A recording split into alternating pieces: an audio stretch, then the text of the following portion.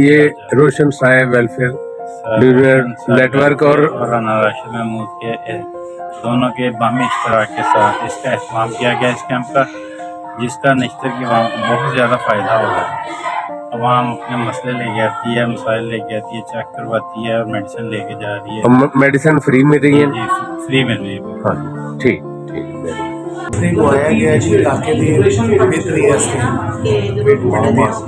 दे रहे हैं असी इंशाअल्लाह ताला अगे भी ट्राई कर इस तो ज़्यादा भी करांगे। ताला राशिद साहब की मेहरबानी है कि ते लोगों को फ्री दवाई चेकअप फ्री हर चीज़ मेहरबानी।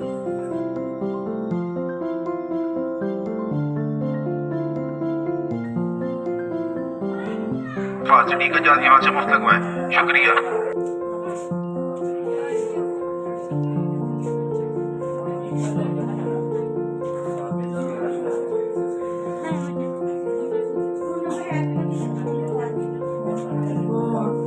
फोन नंबर जो मैंने लिखाया ना मेरा वही चला 0306